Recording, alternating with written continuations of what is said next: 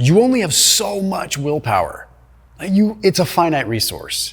If you're constantly depleting willpower, you are making it harder and harder for you to lose fat. Because each time that you expose yourself to something that you have to just abstain and you have to fight temptation, eventually you will run out. It's the exact reason why when you've had a stressful day and you get home, you are like a zombie that goes to the pantry or the fridge, and the willpower is just gone because you're exhausted. So I've got 11 things that deplete your willpower. And I'm not going to tell you to just avoid these things, because I don't want you to be so fragile and so soft that you just avoid everything that's difficult. But there's certain things that are going to drain your willpower more. So what I want you to pay close attention to with these is, as I go through them, I'll give you solutions on how you can kind of overcome the issue, but also keep in mind that some of these things you just have to deal with because you have to sort of harden yourself to certain ones. Let's jump into the first one, which is constant exposure to food temptation throughout the day. This sounds like something we can't avoid, right? One of the reasons that I personally used intermittent fasting to lose so much weight was because I didn't like the fact that if something was in front of me, I would eat it. But by putting myself in a box, it completely got rid of the temptation. So the time that I was allowed to eat for X hours of the day, I had reduced my temptation, my exposure to the temptation, to only that period of time. So I could be more lax with my diet during those hours, but also I wasn't depleting willpower throughout the day. So I was actually able to make better choices. Now, let's move into the second one, because not everyone is into fasting. I totally understand that. Checking your phone depletes your willpower, because what's happening is you're depleting GABA when you do that. When you look at your phone, not saying you don't look at your phone. It's a real thing, right? You have to look at your phone. But if you're stopping and you're scrolling, you're doing something like that, you're depleting willpower, because you see things that make you feel a certain way, good, bad, ugly, extreme emotions that we're not really designed to be feeling. And that is energy draining, emotionally draining, and it drains your willpower. And if you do that so much throughout the day, then you're only going to have so much willpower left. Now, I want to move into the third one, because I want to move fairly quickly on these so you can get a good idea. Abstaining from good, delicious food depletes your willpower. That's a weird one to say, because good, delicious food, we need to sometimes reward ourselves with that. And if we are constantly abstaining from it, there's like this ability to resist food in small increments that we can handle. But then when we have really good food in front of us, it can be even harder, right? So the point in me saying this is that do what you can to eat the foods that bring you joy and bring you that true satiety so that you can abstain when necessary. You have to pick your battles. If you don't pick your battles, you're going to end up in a state that is very unsustainable. So occasionally allow yourself to have the food you want to have. And I don't even mean position it as a treat or a cheat. You have to be able to say, I'm going to go to a restaurant and I'm going to choose good food. I'm going to have steak and potatoes. I'm going to have these foods that satiate me. Your responsibility with this is just that, having the foods that satiate you. So don't go pick something that's going to leave you feeling empty and hungry and susceptible to more temptation where you deplete more willpower. Think of your willpower as this tank that you have, and every time you have to resist temptation, you take a chunk of it away. And when you get down to the bottom of it, there's nothing left and it's no holds bars. You go for whatever and blow it all. But there's certain things that take a bigger chunk away. If you go to your son's birthday party and you abstain from cake with your kids, you're probably taking a chunk this big out compared to saying, I'm gonna choose eggs instead of a bagel at breakfast, that maybe you took this much willpower to make that decision. You have to know that not every decision has the same impact on your willpower reserves. This next one, number 4, is not having bread at the dinner table. And I learned this one from my friend Greg O'Gallagher from Kino Body. And that's a really interesting point, because even someone like myself, I don't eat the bread, but the bread is there and it smells good and it still depletes the willpower, right? Like, you still have that little bit that you deplete. And if you're someone that really does like the bread and has to fight from having the bread, then it's depleting a lot of willpower and it's sitting there in front of you. So every minute you don't choose it, you're fighting and you're depleting that willpower more.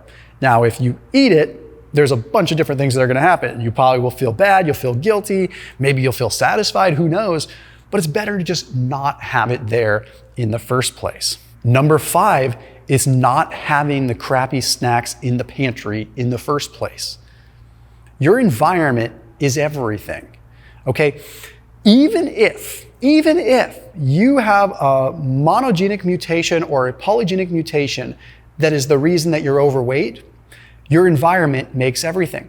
Because even if you had an obesity gene mutation and I put you in a metabolic ward where I controlled calories, you wouldn't be obese, because the genes do not defy the laws of physics. So the foods that are in your pantry make a huge difference, because A, they're literally what you'll choose, how that will affect your body. But if the foods in your pantry are things that you openly welcome because they're healthy and they're good, you're not depleting willpower.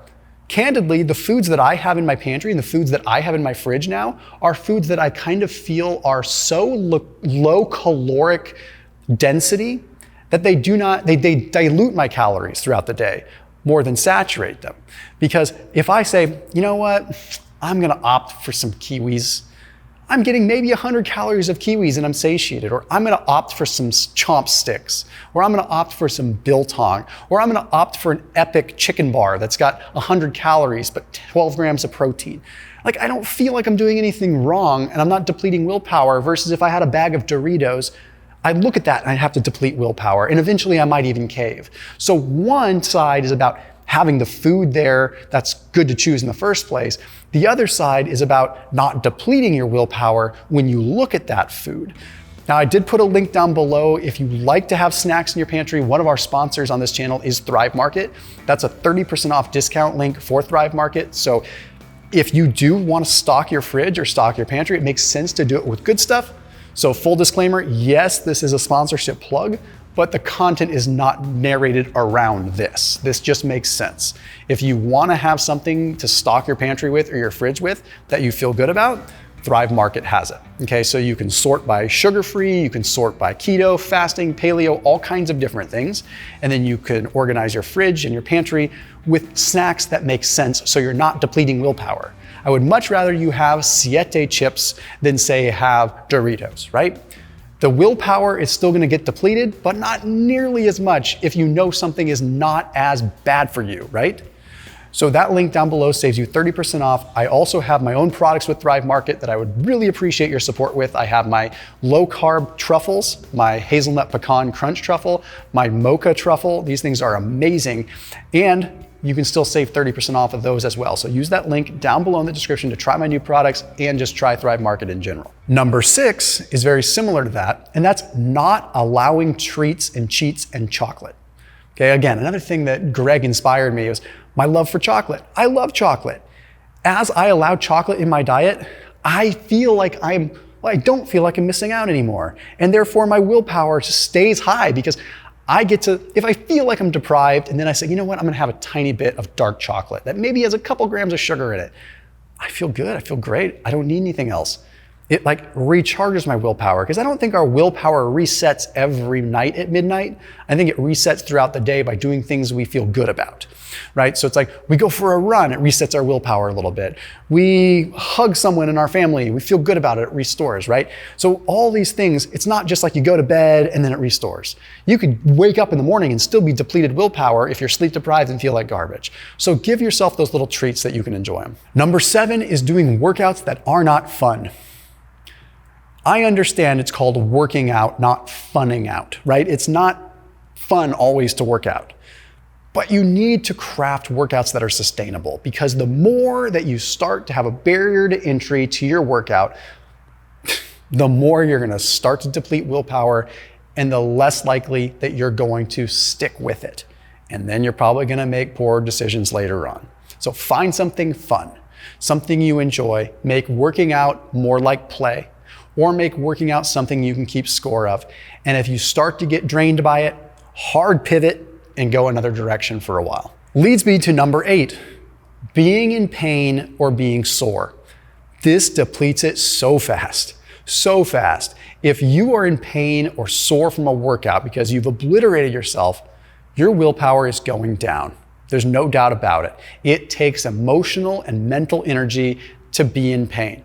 It takes emotional and mental stamina to get through the day making good choices when you have this buzzing in your head about how your glutes are sore because you went overboard on the squats.